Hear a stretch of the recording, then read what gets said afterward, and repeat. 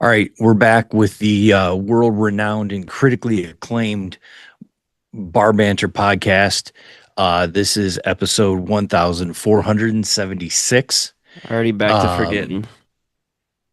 no, that's accurate because what, and if you haven't seen all 1476 episodes, then that's on you. You should look for them and find them and just kind of watch, catch up a little bit. I mean, that's what No, I think anyway. yeah, so let's get an actual tally here. We need to it's so this is 17. We 17. we got to stop forgetting. Like, why is it such the hardest thing in the world to Does do it is does it really remember? matter though I don't know. I when we don't do really that? think. Um, so yeah, the number of episode doesn't matter. Um, No, it doesn't, because like you said, we could be on episode 437 and it wouldn't matter.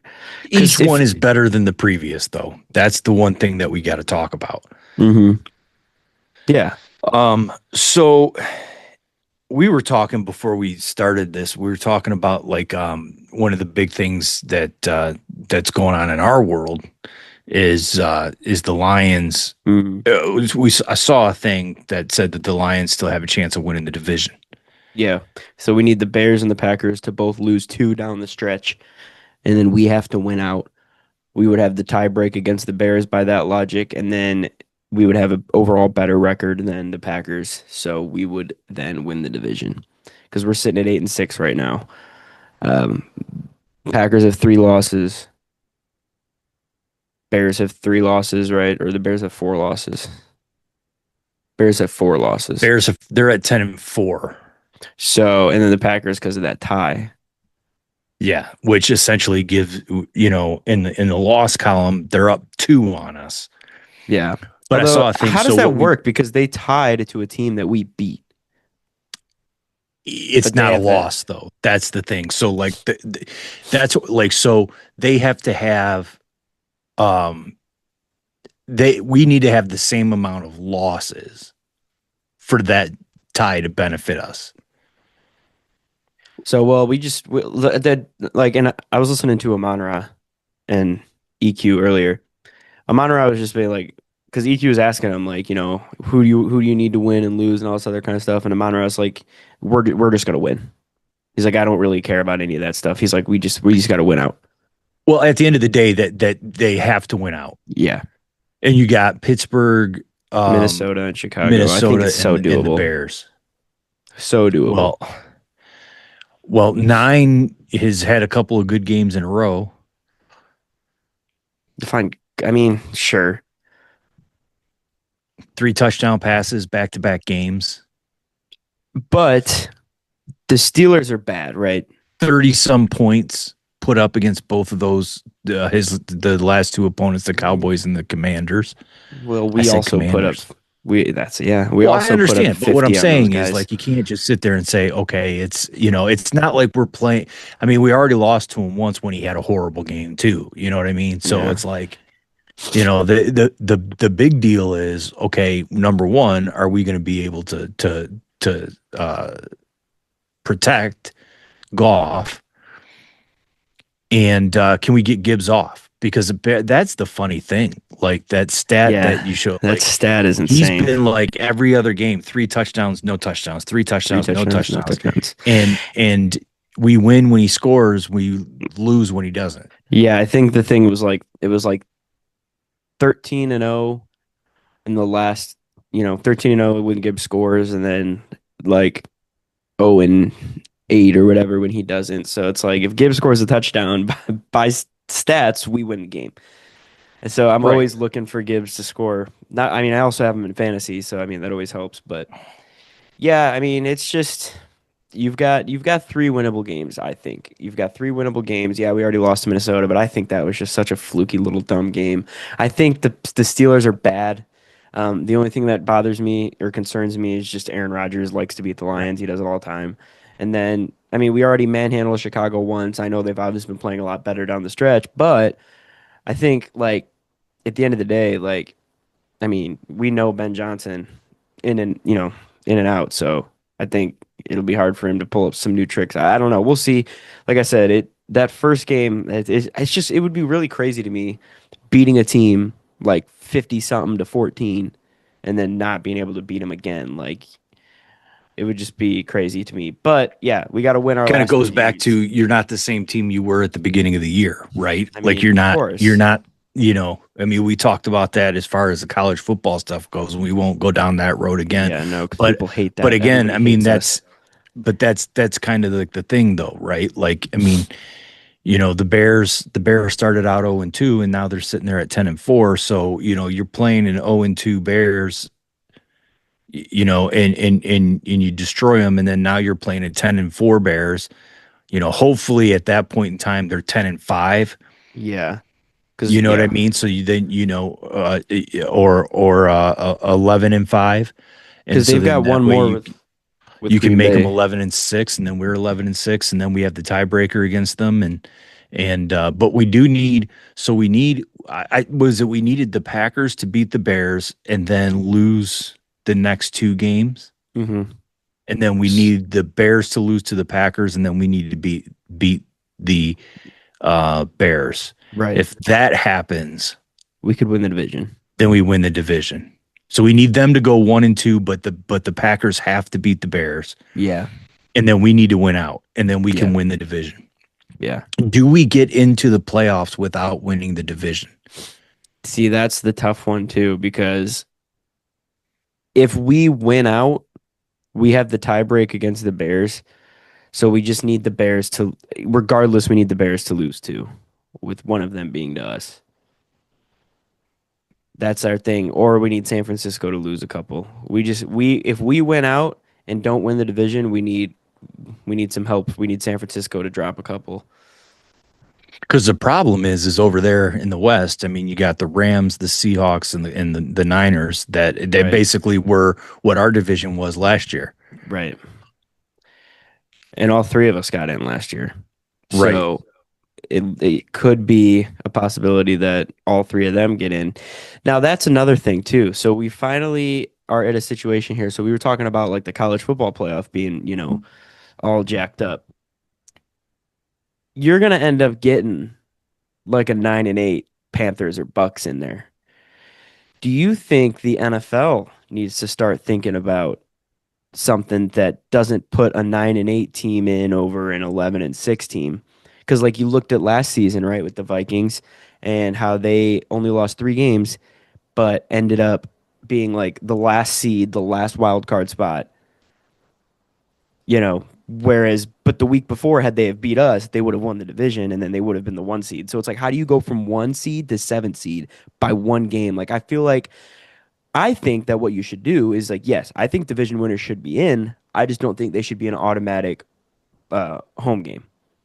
So you're saying that yes, you win your division, you're in, but you're not guaranteed a 4 seed. Correct. That's Like what it's I would just say. it's just seeded based off of record at that point in Seeded time. based off record, with the exception that if you do win your division, you get in, but that you could win your division and get in as a 7 seed. Like, so you're being rewarded by being in by winning your division. That's as much of a reward as you get. You shouldn't get a home game and all this other kind of stuff.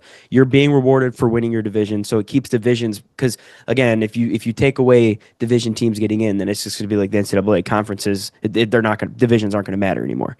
So you want to keep divisions relevant. Mhm. So yeah, you should be able to get in automatically if you win your division, but you shouldn't be an automatic home game, and you should be seeded based on your record. So like by that logic, you would have like your 1 seed, your 2 seed, your 3 seed, whatever. Doesn't all have to be division winners.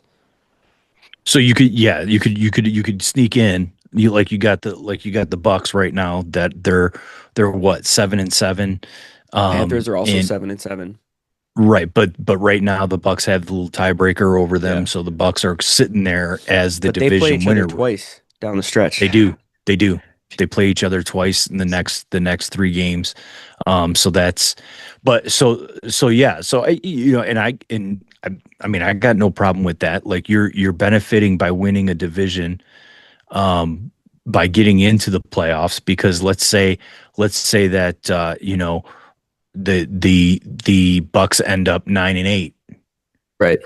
you're gonna have wild card teams that have 11, 12. Like, I mean, like you said with the Vikings last year, right? Like, came down to that game, and it was a situation to where you had a 14 win team that win on the road. And like, if it was this year, then that 14 win team would be going on the road to a 9 win team.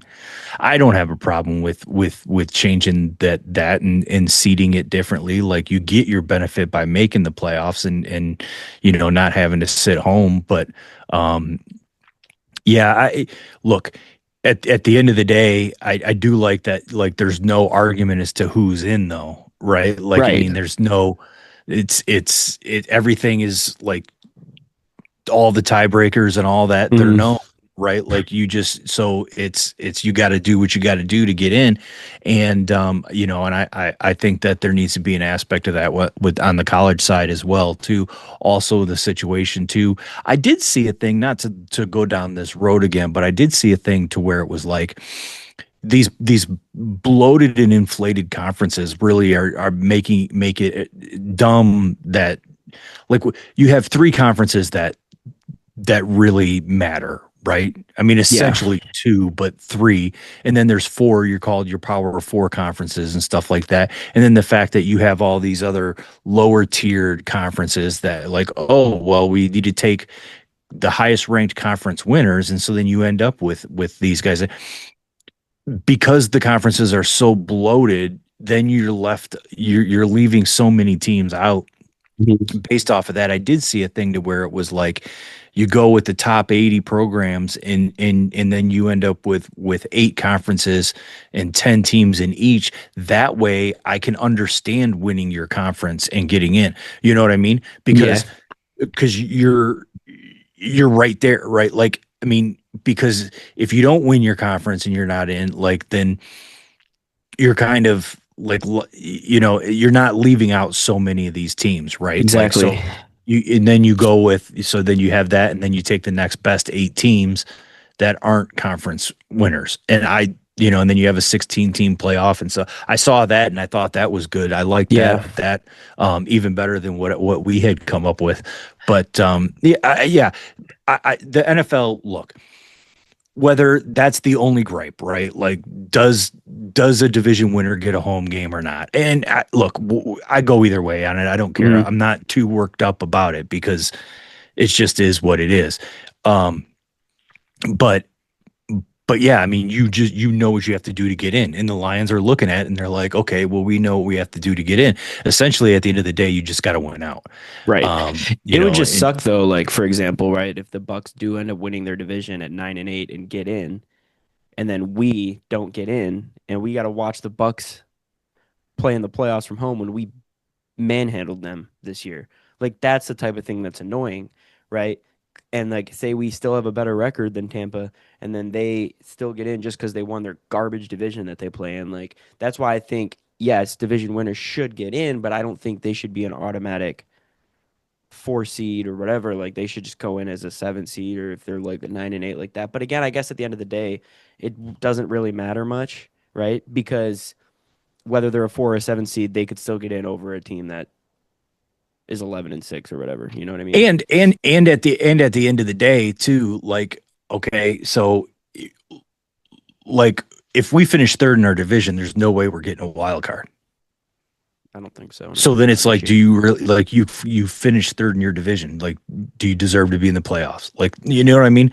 So even with 11 wins or whatever, if it plays out that way to where we end up with 11 wins, but we still finish third because the Bears have 12, and Yeah. the Packers have 13, then then we're, Yeah. you finish third in your division. Like, But but like we're not the only anyway, division in the NFC dealing with it though. Like the Rams and the Seahawks and the Niners are all in the same boat too with those three. right, Like the Rams clinched, but the other two aren't even guaranteed right now. right. And that's the thing too. Like, that's where Seattle's looking at it. Like, Seattle's like, okay, well, are we going to be a 1 seed essentially, or are we going to be a 7 seed? Because they still got a shot at winning that division. They win on Thursday night.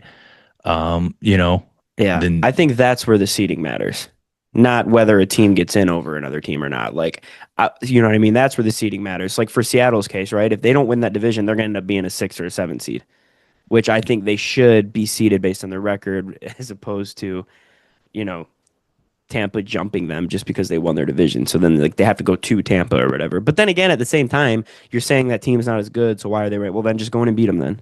So I mean, it's all over the. You know what I mean? Like at the end of the day, I think yeah, it is what it is, right? Like, but I will say it's not nearly as frustrating or as much of an issue as the college football playoff was. So, right. but But let me ask you a question though on this. Like, let's talk about the Lions here. Let's. I mean, so you had that season where you just missed the playoffs that one mhm, year, and then you come back, and then you go to the NFC Championship game and you blow that lead, and then you come back and you're the 1 seed, and then you lose to Washington in the second round, and then now you're struggling to get into the playoffs. Are we at the end of the window? Like, was that the window? Because for me, the one issue that we're seeing is, well, there was the coaching turnover, right? And now mhm, what do we do on the offensive side of the ball? I still think Mike McDaniel is the guy. I don't think he's gonna. Yeah, I think he's gonna finish the season with Miami, but I think that they're ready to move on. I don't know, the whole benching of Tua. Does that mean that they're gonna give McDaniel another shot with another quarterback, or does that mean that, like, hey, listen, we're just moving on because Tua is gonna be gone. So are yeah, they saying, is it Tua or is it McDaniel? Are they both going to be gone? Is it just going to be Tua because of his salary cap mhm, hit that he has? And then if McDaniel is gone, I think that, like, look what he did. He resurrected to his career when he first got yeah, there, right? And then I think it was kind of like a golf situation with him. Like, he resurrected his career, but then he didn't get any better, and teams adjusted to him, and he wasn't able to adjust. And so I think that, all right, well, was that Tua or was it McDaniel? And I think that McDaniel's one of those guys that he's like that offensive mind, right? Like, he yeah, would be awesome as an offensive coordinator.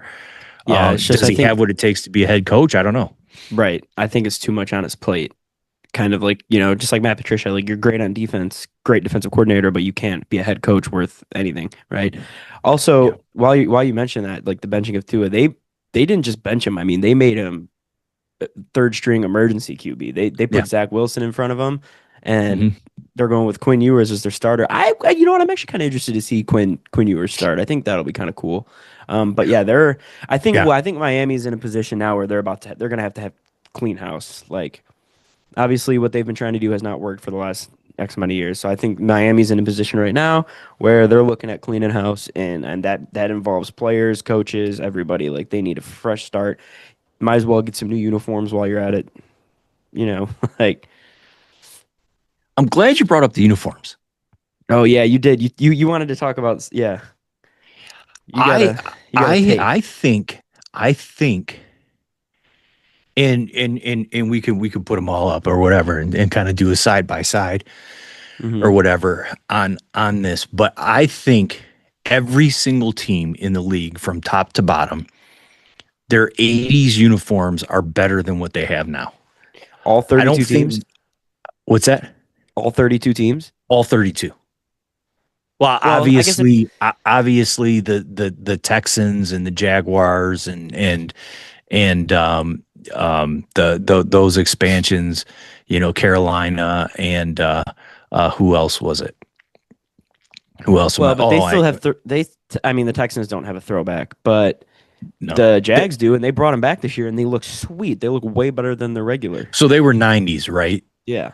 But I'm saying, like, so okay, so let's even say that, like, in Carolina, their original, let's so they would be the Jags, the Panthers and the Texans would be their original uniforms, right? But what I'm saying is, like, if you look back, like the Seahawks, those Yeah, are those so 80s are much better. sick. Yeah, Those are those 80s sweet. are The sweet. Broncos, the Broncos when they pull out the orange jerseys with the blue, you know what I mean? And in fact, And some of these teams are bringing those uniforms back as an alternate. We've seen a lot more of it. Like the Seahawks did it, the Bucks yeah, did it, the Creamsicles, the so you they're just the and Eagles got their Kelly Greens. Like a lot of yeah, these teams which are are bringing better. their. The Broncos did it. Like these teams are bringing back their '80s uniforms as alternate, but they're only wearing them like Yeah. one game a year. Although I will say Philly wears their greens a lot. And but that's what I'm saying, right? Like the Kelly Greens are awesome. So cool. Those are so. I mean, they may be the best And uniform that there is. they've done it both ways, right? Because haven't they brought back the white and the gray pants with it? Because when they played at Dallas, they wore gray pants, and I think when they're at home, they wear white pants with it. I don't know, but I kind of like the gray pants. Yeah. With it, just go back to the old Randall Cunningham, and you know what I mean. It's just awesome, and like you said, the creamsicles for Tampa Bay. Yeah, those are sweet. There, and then, well, I know that you were kind of losing your mind on that Tampa Bay Atlanta game that happened when the Bucks wore the creamsicle and then Atlanta wore the black. That bothered me just because the Bucks literally brought back their white creamsicle uniforms this year. Right. They should have And just then wore the white ones. did you like why I don't understand. You literally you brought back the white specifically for road games like that because you Yeah. had already brought the orange back and everybody loved the orange. You're like, okay, we're gonna bring back the white, and then they go and they wear the orange. Yeah. Well, but the Atlanta ones with the black jerseys and the red helmets, Those are sweet. that's a sweet look too. Yeah, That's a what I'm lot of saying. these are You sweet. go up and down, and then the Giants were wearing Yeah. theirs, the old Lawrence Taylor ones. Those are sweet. Mhm. We know that the Patriots with the red jerseys and the Yeah. white helmets with the guy snapping the ball. Like, Even the Bills with they've got their throwback white unis. Like I'm pretty sure almost all these teams have brought back their 80s. There's only I feel like there's more. I didn't realize how many teams have brought back their 80s as an alternate. I did not realize yeah. that, but a I mean, lot let's have. just do it. Let's just. They're every single team in the league. Every single team in the league. Their '80s unis are better than what they're wearing now. I I mean, think even the Lions. You look at the Lions. They tried to do like a modern twist on those. yeah. The old ones are better. Yeah, I was just gonna say like our the Lions' new uniforms are essentially just they're yeah, you're right. It's like our modern twist on the Barry Sanders uniforms. Like I think they ruined it by putting the big Detroit on the road jerseys. Like the home uniforms, I think are sweet, the home jerseys, but we wear them with the blue pants now. So And that's the other part too. The plain pants. yeah, It I don't know, like the old uniforms always had like the stripe down the side of the pants and stuff like that. Just I think the '80s uniforms in the NFL from top to bottom, all 32 teams, and then whatever the teams that weren't around in the '80s or whatever, but like Tennessee and those ones, but yeah. yeah, But I mean, like teams that have '80s uniforms, they're so much better. The Jags brought back their. I mean, I don't know if those were '90s or 2000s, but those ones look sweet too. Those ones look '90s, better. Those ones look better than their regular ones too. Although the Jags, ever since those uniforms, the Jags have not had a uniform that really looks good. I mean, they did that double colored helmet that looked horrible, and those. Oh my God, the Jags have had some pretty bad uniforms since that one. I think they should just go back to that one full time. When they wear it, it looks sweet, and they're good now. So like, they can really imagine. Like that's the other part too. Like also, like when you bring back these uniforms and then you're good on top of it, like it's just like such a cool combo. Like and that's the thing too. Like I know some of these teams are like we don't like bringing them back because it brings back when like the Bucks, right? Like they were the laughing stock of the league in the creamsicles, right? But if you're a playoff team and you're good and you win in those now, then you change the narrative, right? yeah, Like yeah. yeah, it's just I'm looking at it as that's happening. I was watching some of these games and I'm like, man, these old uniforms, they're just all so much better. They're just so much better than what's going on now. And they look cool when they bring them back now. Because you're right, they're like the tighter jerseys, the tighter pants, like the newer era of football uniforms with the old look. They just look so clean, like with the like because back in the '80s, I mean, they were huge. I mean, baggy jerseys and giant knee pads and thigh pads and whatever. But you take those The uniforms helmet, and the put them, pads, yeah, yeah, and the sleeves being like down to here. But then you Yeah. take the modern uniform of like the super tight jerseys and short sleeves and put the old like twist on it. It just I think they look so cool. And I think like we've already gone through our phase of like that like mid early 2000s of like the loud colors and all the different like sharp angle on the numbers and stuff like that. I think it's time for a couple teams that still kind of have like the Titans. They need to do something about those. Like I think those are. I mean, I get it. Like it fits the theme or whatever. But like all you watch all these other teams with their new uniforms. Like the Texans made a more like modern version. The Jags, like us, because we got rid of the like little pointy numbers and whatnot. Like I think it's time that we've Mhm. kind of outlived that like 2005 to like 2010 era of like whatever. But because like even the Saints when I mean they introduced them as like color rush, but those Saints throwbacks are pretty sweet too. Like they do the white Yeah. and the black. So, but yeah, I think we should do that. Like that's what they in all that's what they should have done with. Remember when they had the 50th season, or not the 50th season, the 50th Super Bowl, Hmm. or even they could have done it a couple years ago when it was the 100th season. And instead of just putting the 100 on the logo here, they should have just all wore throwbacks for the 100th season for the whole season. Like that would have been sweet. Yeah. I mean, like, yeah. I mean, they just look so much cleaner, and that's what you talk about too. Like with the, like Atlanta has the ATL here, and the Yeah, Lions put the Detroit and stuff like that. I think that's such a college thing, right? it Like is. it just and then when you do that, and then you have the plain pants. I mean, it's almost like it looks like you're going out there in your practice uniform, Yeah, right? Like the other uniform. I mean, they were such a professional thing, right? Like so, it works for I just colleges because that's it the. works I for mean, you college, right? display your Because it's college. it's it's college, right? But Like even yeah, then like though, but Texas, like you Notre know, Dame and Ohio State don't do that with any of their uniforms, and they have two of the best uniforms in football. Penn State, yeah, Alabama, Alabama. you know, I mean, even Texas Tennessee, though. Texas has Texas across, but Texas looks sweet. right? Because that's their one thing on the Yeah, uniform that they've always had, right? Like so, and I think too, it's like because there's nothing else to take away from it when you do that, and then you also have like multiple colors and all of these different sharp angles and stuff like that, yeah, like and then like with like the Atlanta Falcons with the ATL and it, they're like block 3D type letters. yeah. It's That's you like know what I we've mean? we've outlived that era. Yeah, it's dumb. I think we go back to all the 80s uniforms and I think it's awesome. I don't think that there's a uniform out there today that's better than the Seahawks uniform or than I was going to say the Seahawks might be the only one. The Seahawks is actually kind of cool with the lime green and stuff like that. But I don't think there's a better uniform today than the throwback 80s ones. And I think that let's see what people think about it. Yeah, yeah. Can It'll they be people interesting. come up with ones that are better? Yeah, true. Because Because also even people, like the Commanders, even though they didn't go back to like the Redskins, they did everything but but put the logo, the chief on and it on looks their head. sweet, and it looks And it looked sweet. awesome. Like, yeah, Yeah. it was so cool. But yeah, so let's do that. And then let's Yeah. get the Lions into the playoffs. Hmm. Let's win the division. And then And let's have I'm Ohio State little win the I'm Natty still again. hmm? I said, and let's have Ohio State win the Natty again, and then all will be right with football in the world, and everything's fine, and everybody's happy. Everybody's happy. As we've Everybody's happy. learned, as Everybody, we've learned, as we've learned, yes. everybody loves our college football takes. Yes. Yep. Yeah. So um that's yeah, but I am nervous about the Lions window. Yeah. Whether it's closing or not, because again, we have questions about golf. We have questions about staying healthy. We've got contracts that are starting to come up.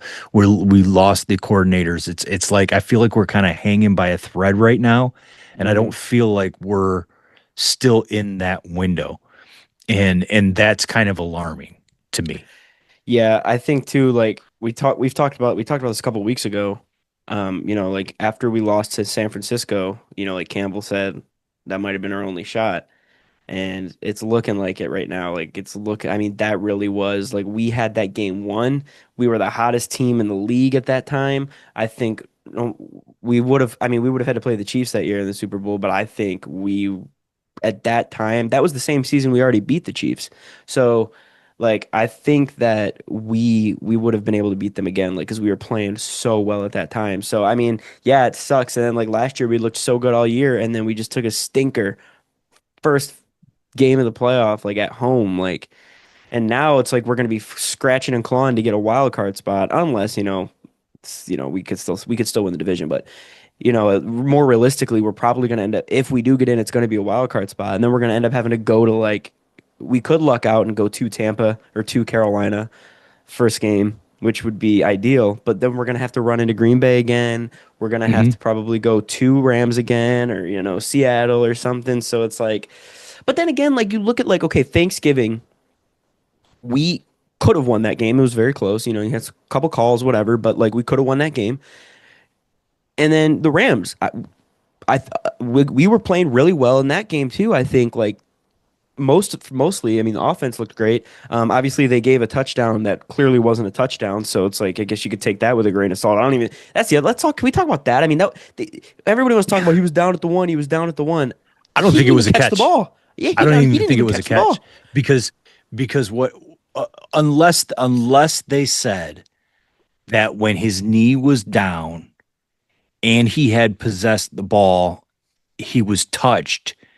But see, my thought was that, especially going back to the Calvin Johnson thing, that you had to complete the process through your whole entire motion. And if he was still moving and rolling out of bounds, like he didn't come to rest until he was out of bounds, and then he had complete control of the ball. Like as he was rolling through the end zone, he was losing control of the ball. Yep, And I thought that that was part of completing the process, right? I mean, that's what we learned that's from literally Calvin Johnson. Oh, what we've been getting and told. we've had to deal with over the years and stuff like that. So I don't think it was a catch. The I don't fact either. that they gave him a touchdown is beyond me. It's wild. At worst case, I could at least understand them saying he was down at the one, but to come back and even to review it and look at it, you've got everybody with all these angles and eyes, and I think part of it too is here's the thing because I forget who was announcing that game. I forget who it was, Brady but and Burkhart. was it okay? Because they both said, whatever. And I forget who was it, Pereira, that was the Yeah. rules analyst or whatever. And he said, I think what they looked at was he was bobbling it while his knee was on the ground, but then regained control after he crossed the goal line. And that's what gave him the touchdown. But I think what they're doing with these replays sometimes is I think they're getting too frame by frame and precise with it. Right? Like I think they're trying to be too smart with it. Because at the end of the day, we all know that that wasn't a touchdown. No. Like I think Even the like Rams, yes, even the offensive coordinators and like the coaching staff for the Rams were like, "What? Did you see that angle they showed of they went up to the press box and the one dude was like, yeah, all yeah. right, we'll take it." But like, But again, I think that they're trying to get like if you take a look at that, but that snapshot of okay, so I can understand. Yes, he bobbled it while his knee was down and he was getting touched, and then he gained control after he crossed it. But again, we know that that one little snapshot that they made their decision on is not the process, right? Like we know from what we've been told over and over and over again from Calvin Johnson and everything else, and even the Des Bryant and all of that stuff, mhm, that your motion as a receiving player does not end until you come to a complete stop. And he was rolling out of bounds and then lost control again and then regained control the second time while he's laying out of bounds. That's why I don't think it's a catch because again, you can ask Des Bryant, you can ask Calvin Johnson, and both of them will tell you, well, that's clearly not a catch because of what happened to us. You know what I mean? And I bring up Des Bryant in that so that you don't just tell me I'm a be Lions a homer Lions homer. because Yeah, Des Bryant the same thing got robbed against the Packers in yeah. that too. So yeah, so I think that but I think that they're getting too smart. They're trying to be too smart with it and too like oh, we know more about the rules than everybody else because, yeah, if you take that one snapshot, you know, the thing, and here's the other part of it too, right? Like, so let's go back to uh Jeremiah Smith. And Yeah. I understand that this is college and this is NFL and stuff like that. And the difference between the two is Jeremiah Smith had caught it and was already a runner at that point in time. Yep. Now, if I forget who was the Rams receiver, I don't even know. It was some tight. It whatever, was actually a whoever he tight end. was, I'm pretty sure. who it was Jim Smith. So he catches the ball, and if he's a runner and that happens, then yes, it's an absolutely a touchdown, Right. right? Because he's already completed the process of the catch, and if he is bobbling it while his knee is down and being touched and then regains it in the end zone, then technically that's a fumble and a recovery and it's a touchdown, right? So, but he was in the process of catching it. That makes it incomplete. I don't know. That's look it again.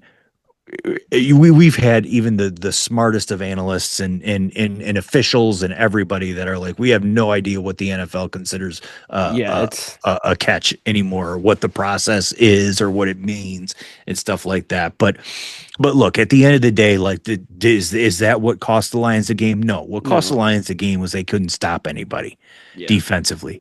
You know what I mean? And yeah, you put up enough points to win, but you can't give up 40 points.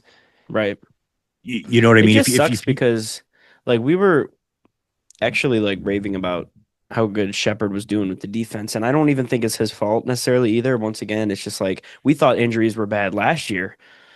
I mean, it's even worse this year somehow. Like, but that's the thing. Like, the defense actually was playing really well, like against Tampa and all this other stuff. Like, the defense was playing fine, but now it's just like we've gotten what we could out of these backups, right? And out of these dudes that we called up. Like we've gotten everything we could out of them. Like they were good for 2, 3 games, but like they can't go down the rest of the night.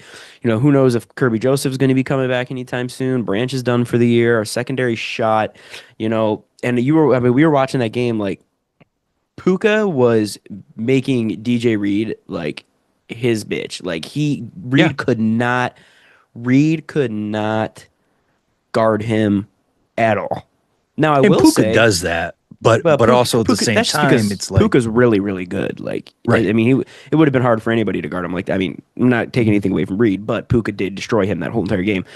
Like, I will say, like Robertson, he actually did really well against Adams, against Devontae.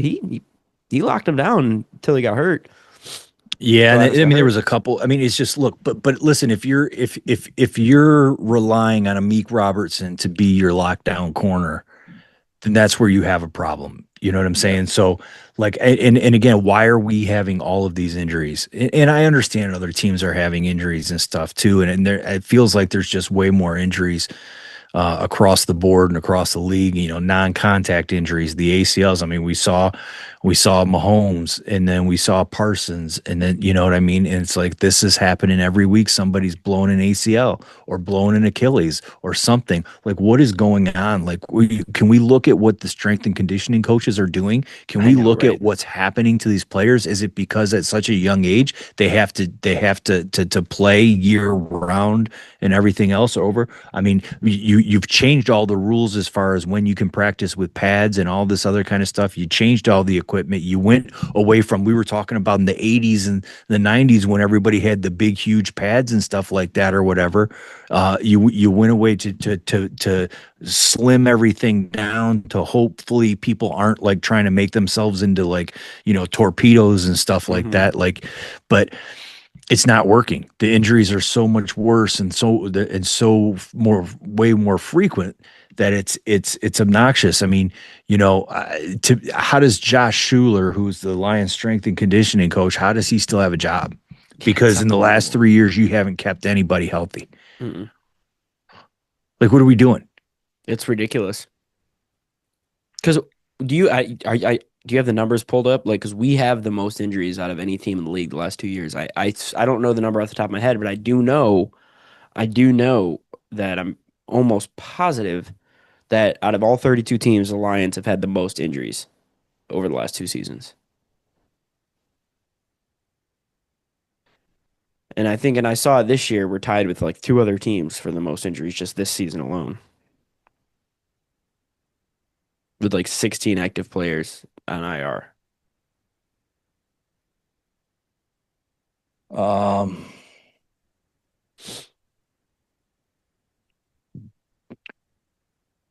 I mean, it doesn't just give me just flat out numbers and stuff like that. I mean, I can look at it. It's got everybody listed on these things and stuff like that. But this is what I'm looking at, right? Like, so I open it up and it just has the list.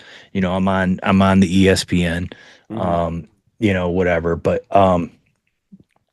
so the Arizona Cardinals, going alphabetically, they have 1, 2, 3, 4, 5, 6, 7, 8, 9.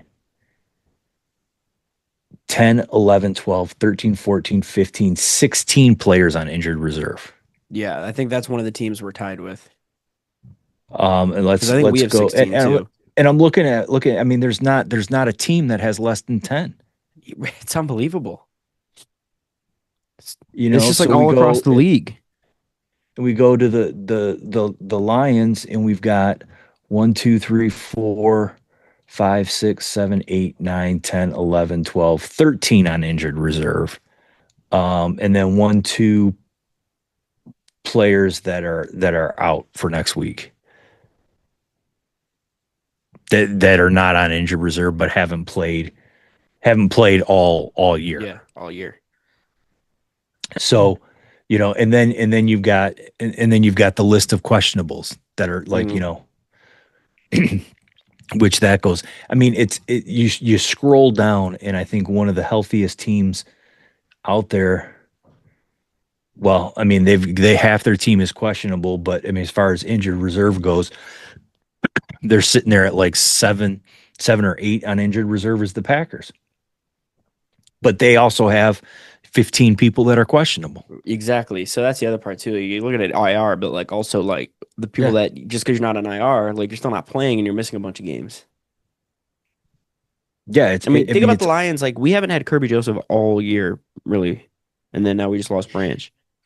and Kirby Joseph, there's what did the one report come out and say? He may not never be healthy again. Yeah, like they're saying he'll get cleared probably to play, but limited, like he won't be able to play as many snaps. Like he won't Right. be clear. You know what I mean? So it's like at that point, what even is? And that sucks. That really does suck because he is so good, and it's just Oh, like, well, he was the anchor of your secondary. hmm. You know what I mean? And so yeah, it's annoying. But Yeah, definitely. It sucks and it hurts. No pun intended. It hurts. it does. It does.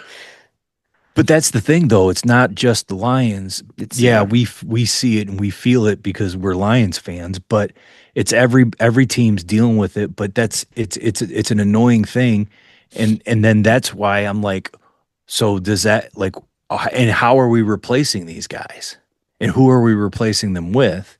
And I look at where we're at, and I'm like, yeah, we had all that success drafting guys, and they turned out and they played well and everything else, and we had that couple of years. But now I look at it and I'm like, Jared Goff is who he is, right? Like he's not the end all be all that, he was playing the system perfectly when the system was working. And now that it's not, he's why the Rams wanted to get rid of him, right? And Hmm. and and and then you look at like, I think that right now you probably have the best running back in the league. I know everybody will say Saquon Barkley and stuff like that, but Barkley is not having a great year. He had great years leading up to it, but running backs, their shelf life is so much shorter than everybody else's anymore. I think you have the best running back in the league, but he's so up and down now because, okay, well, what's going on with the offensive line? The offensive line was one of the best in the league. Now it's like I don't even know who these dudes are, right? Like what? So it's frustrating because how, and but why is it that why is it that you've got the Patriots who went through that period of being so bad, and now they look good, and then they've got the Broncos who were so bad, and now they look good and stuff like that. Like the Lions, like why are we just perpetually like this? We have like a couple of 2, 3 seasons, we get our hopes up, and then all of a sudden it feels like, well, that window's over. Like it's just so frustrating. Yeah, it does suck too because like you said, we're actually at a point now where we're about to start hitting, contracts are about to be up and then we're about to start hitting salary cap and like all this other kind of stuff. So it's like we're gonna have to start letting go of a lot of this group that made this team what they were and made this team relevant again. And it's like we're gonna have a completely different look too going forward now. And it's like, well, we gotta see, is Holmes gonna hit on more draft picks again or no? Like what's gonna happen with that? Like is he gonna hit again or no? Because he's hit so far, or has he? Because these guys are good, but none of them stay healthy. And again, it's not just the Lions, but like Yeah, I mean, it's getting rough because I'm starting to feel like you're right. I think our window is closing rapidly, and I think it's almost closed. And like I think that NFC Championship year was our best shot. Um, and had I that mean, I game would won, have man. we did have that game won, and then I mean, I would have even said last year, but like obviously we couldn't even get past one game. Like after winning 15 games and after winning the division and being a one seed in the NFC, lost to Washington, who didn't even make the playoffs this year. Now, granted, Daniels was out most of the year and all this other kind of stuff, but like it's just so frustrating because like, and we thought too after losing that game to Washington, we were like, these guys are going to be really good going forward. Like we're going to have to start looking out for them now. And then it's like, well, no, we're not. Like, Just it just happened to catch a team that was hot. You know what I mean? mhm, They were hot down the stretch, and and that's kind of like what happens too with some of those teams, right? They're hot down the stretch, and then they have that one game into the playoffs where they they looked incredible and unbeatable, and then they come back down to earth. Like the mhm, playoffs is not a spot where you can't fake it till you make it in the yeah, playoffs.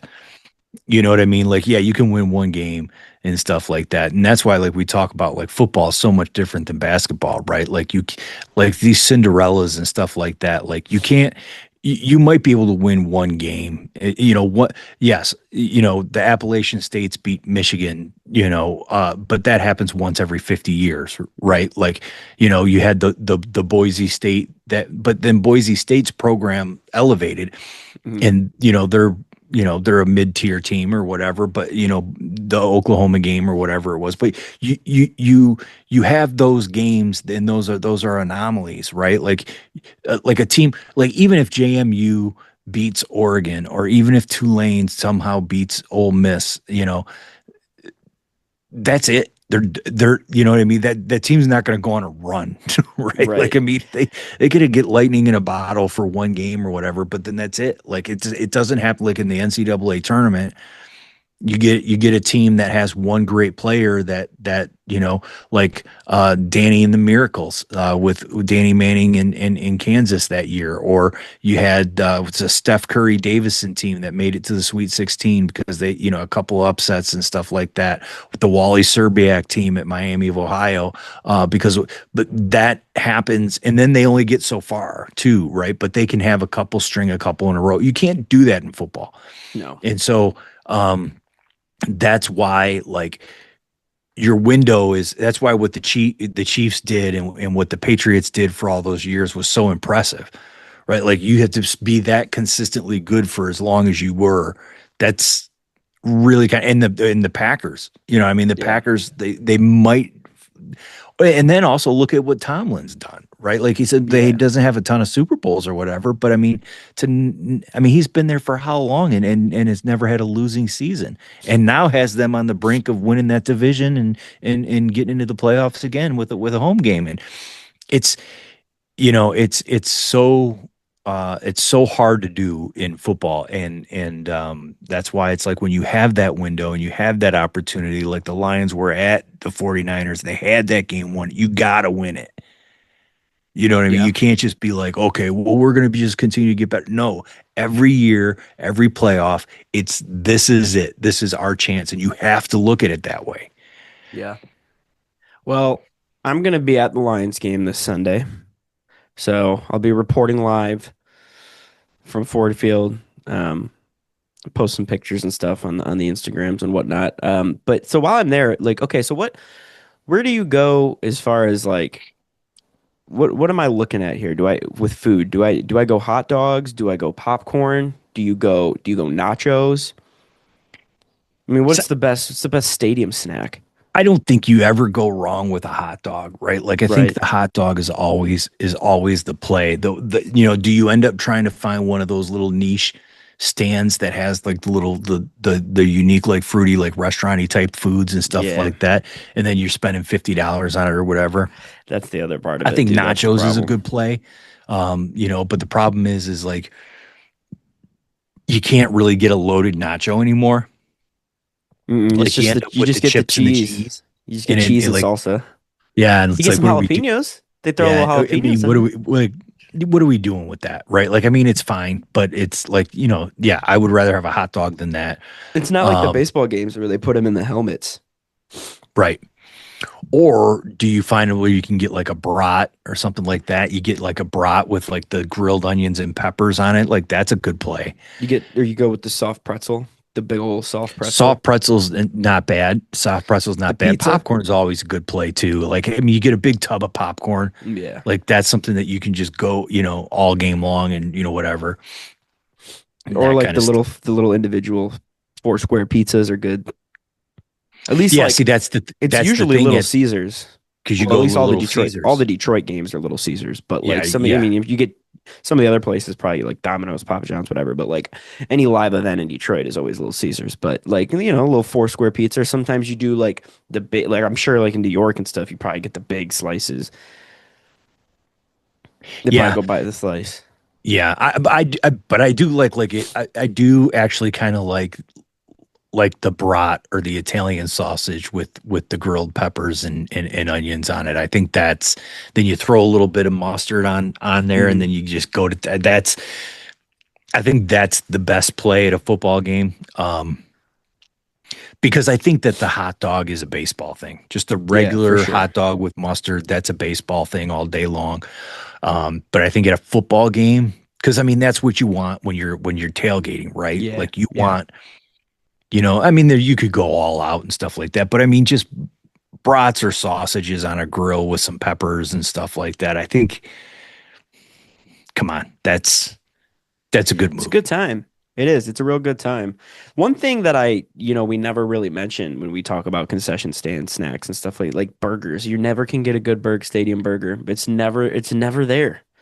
It's never, I mean, they have them, but it never is good. Yeah, and I don't know why. Right. Like I Like it feel should like be a good and easy thing. so speaking of the burger though. Like okay, so we had this conversation too. Like what's better, is it the smash burger or a regular burger? See, that's tough because in some cases it can vary. Like I feel like it can go back and forth.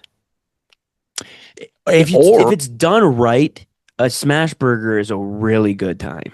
If it's yes, done right, yeah, like a good, just a regular good old smash burger, not trying to get too crazy with it, that's a good time. it's a good um time. but also so if you're going with a patty, to me I like the patty, I like the cheese, I like pickle, and then I go mayo, mustard, ketchup. See, I don't go. I go no ketchup though. But I think but see, to me, like, and that's an awesome bar burger. Now, the lettuce, tomato, whatever, all that kind of stuff, I think that just kind of like, go with the pickle, the typical basic, the holy trinity of condiments. You do it, and then you're that's it. That's what you do. That seems to me so easy to do at a game, right? And then you wrap it up in the foil, the bun gets soft, like and then it's a good bite. Like, I mean, I don't understand why. You're right. Like, it's hard to find a good burger at a game. And I don't get it. I really don't get why. Who has the best burger out there? Like, if anybody's had a good burger at a game, what stadium is it, what sport, Yeah, that's a good who one. does it, That's a who good does it the question. best, and then also like I know that like okay, and then also like what are some unique things that like if I go to this stadium, I have to get this. Like when we were down in Hmm. Tampa Bay, there was a lot of like they had the Yeah. sushi and stuff like that. Like all this Yeah. stuff was like really good, but it got to be a little too much. Like what are we doing? But Yeah, there's like if you don't there's need a all that. certain stadium that has like a signature thing, like what is that one signature thing you got to get? And then also what is your absolute go-to and does it change depending on the sport? Like I said, like the hot dog for me is the go-to for at a baseball game all day Baseball game, long. yeah. But if I'm at a football game, I like the brat sausage, pepper onion combo. Yeah. I really like I think football, at least for me, like Ford Field popcorn I love the popcorn at Ford Field. I think that's a good move. Um, but the thing is too is like also, or do you just skip concession food altogether and you say, you know what, we go to a bar, we go to a restaurant before because you're gonna get some real food. Like, do you do everything in your power to avoid concession food? Because there are people out there that are like, I will not spend a dime inside the stadium because it's so expensive, which it is. But Hmm. that's another thing I want to know in the comments. Like, are you an avoid concessions altogether type of guy, or do you like to mix and match? You go get some wings beforehand, or get a nice burger beforehand, and then about halftime, third quarter, you get a little munchie, get a little hot dog, get a little popcorn, nachos, a little munchie. See, that's the thing too, right? Like, yeah, so if you go to the bar beforehand and you do the burger and you do, the wings and all that kind of stuff and everything else, and then you're right. Then it's the soft pretzel, then it's the peanuts, then it's Hmm. the Oh, the the peanut! I the forgot about the popcorn, peanuts. Peanuts are those going. things too, right? Like that's just kind of something for you to just kind of okay, I just gonna get a little snacky, whatever. And that's a good play too. I Yeah, think that's a smart play too. But again, that's the other part. So, are you tailgating? right. And what are you throwing Are on the you going grill to at the your bar? tailgate? Yeah. So like you have your tailgate, like, that's what we used to do at the Silver Dome all the time. We used to do the big old tailgate. We used to really get after it with like four different tables, a couple of different grills. We'd have some deep fryers going and all this other kind of stuff. We'd take up like eight different parking spots and all that. We'd have this whole setup with tents and everything, then the RV and all that other kind of stuff. And so we would have that spread, and really get after it before the game. And then after the game, while the parking lot's clearing out, we break everything back out again, Hmm. reheat it all up, and go to town again. So we were never eating inside the game. Like Yeah. I mean, I don't think I ever bought anything other than a couple of pops inside the game, and it was, yeah, we Like, never had the food. yeah, and then we also very similar thing we did when we went to Washington, right? And we went to the Lions Redskins game. We had a very That's similar a good one. experience there, Yeah, right? You that's want a to good talk one. That about was a good that one. while we're on the topic?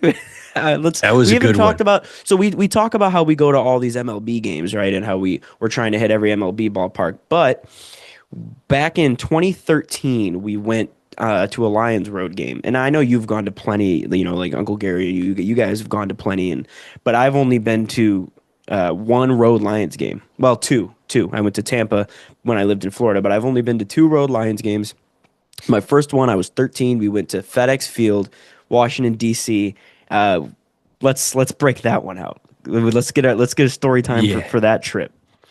Yeah, so the thing is, so Uncle Gary,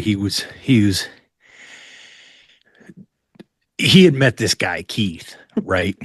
And and Love Keith, Keith. God bless him, God bless him. he looked God bless him. he looked like Meatloaf. He had the leather Kangol hat and the ponytail and all that other kind of stuff. And Keith was, he was, hey man, he's like, whoa, how, the Lions got a win today, man. And that was Keith, right? And so Keith, what he would do is he would post um to try to get as many people as he could to say that they wanted to go to a road game. Because what Keith would then do is once he had all these people committed, he would go to the Lions and buy a package from the Lions, and it would always be cheaper per ticket based on if you had like 20, 30 people or whatever. Right. And so Gary always used to say that, oh, that he worked for the Lions, but no, this is what he would do. He would get people, and then you would buy the tickets from Keith because he would get them, at the Right. discounted rate because of the package deal that he would get or whatever. And but anyway, so that's how we went to it. We went to at least one road game a year doing this. At least I did. Gary, other people and Gary and that went to a couple, two, three, whatever. But so that's how we get these tickets for Washington. And so Gary he rents I think it was a Dodge Challenger Yeah, or it was like this Charger, Charger Challenger, one of those small little compact. two door, Yeah, two door. and everything like that to drive to Washington instead of flying. So he rents this to drive. And so we meet him there, and then it's the day of the game, right? And so he's like, I got this Charger Challenger, and so we're like, we can only fit four people in this thing. And so my cousin had to ride with Keith, and we're gonna follow Keith to the game, right? So and Keith is all over the place. I mean, he's going Bad 100 news, miles an hour. dude. He's weaving Yeah. in and out of traffic. He's in the bike lane. He's on the median going around, like jumping curbs. At one point, he drove in crossed the median to go on the wrong side of the road and then hopped back over and everything else. And then, we get there. My cousin rolls out of the car. He's laying on the ground like he thought he's going to die the whole entire time. We're like, this is unbelievable. So we're like, all right, we'll go. Let's take a breath. We survived that because it was the most nerve-wracking thing that you ever been in trying to get there. So we get there, we're like, all right, let's bust the grill out, let's get some stuff, let's throw football around, get calmed down and ready for this game. So Gary pops open the trunk, and he's got one of those little grills, that like portable little Yeah, camping little tiny grills, the guy. green ones with the little metal things that you put underneath that you could put like four patties on at a Yeah. time. And then you screw in the little tank of the propane or whatever on the side. That's what he's got. And that's what we're doing. And he's got, well, we got all these burgers and brats and stuff like that. And we're like, well, what are we gonna do? You can only cook four things at a time on this. Like what? Like, and it's not like it's gonna be quick. Like you're not like just like like an assembly line. So it's like we're gonna be here for 8 hours trying to all get some food, right? So we are like, whatever. Let's just set this up and let's just get some stuff going or whatever. Forgot the grate for it, so there was no grate to put. So it's like, okay, well, let's just put the burgers in the thing and see if they cook, right? And so like, there's So nowhere for the gross. grease to go, and so it's just so now these burgers they're basically boiling in grease. And that's what they're doing. And that's what we got. We got four little burgers boiling in grease. And it was like, this is, and then you couldn't do anything else. You couldn't cook anything else with it. So we had, I don't know how many people were at, but it was like we had four Between, burgers, yeah, and that was it. And they were just, I mean, swimming in the grease and all that kind of stuff. But yeah, that was an it's gross. unbelievable experience. And it was like, yeah, for your first one, I'm like, they don't all go like this. Yeah, I know, because you guys had gone to so many from before I was born, and like even when I was real young, you guys used to go to so many road games, and it was like kind of like you guys had a little tradition, and it was always a good time. And then I'm 13, I go on my first one, and this is the experience we get. We get all sorts of craziness going on. I think I have some pictures still. I'll prop them up on the screen, like going through while we're telling the stories. You can kind of see some of the pictures that I had at the time. Um, but yeah, it was just like Oh, it was unbelievable, unbelievable. unbelievable. Yeah, it was unbelievable. We didn't. So that was like, okay, we're gonna have to get some food inside.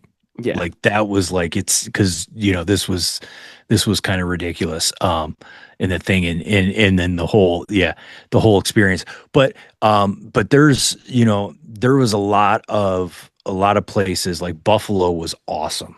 Buffalo was Yeah, awesome to so go to. It was we've such a cool deal, cool scene. And everybody knows about the Bills Mafia and all yeah, that stuff. And that Buffalo is awesome to go to. Um, because we've been Chicago. to. I was gonna say we've been to what 10 MLB games now. Mhm. How many? and I'm not counting repeats. How many NFL stadiums have you been to? So uh Chicago, Cleveland, Cincinnati, Tennessee, Buffalo, and Washington. So six. Because Actually, Cincinnati, I've been to Chicago, Cleveland, and Cincy probably each 4 or 5 times. you also ended up on the field in Cincy one time, huh? That was a good one too. Yeah. Yeah, that was me and your grandpa. I was a young buck. I was young, and this was during the '90s when it was like Rodney Pete and Barry Sanders and Jerry Ball and all those guys, and we get there and we go to the hotel and we go to check in, and all the Lions are checking in at the hotel too. Like that's the hotel that they were staying in, and their buses were out there, right? And I don't know if they were checking in or whatever, but there was I don't know if they were leaving, checking out or whatever, but they were getting ready to go on the bus to go to the stadium. And we were like, well, the reason why we wanted to stay in downtown Cincinnati is we wanted to walk to the stadium. Yeah. So we were like, okay, well let's go walk to the stadium. We walked to the stadium and then we were like, we don't know where to go. This was our first time having been there.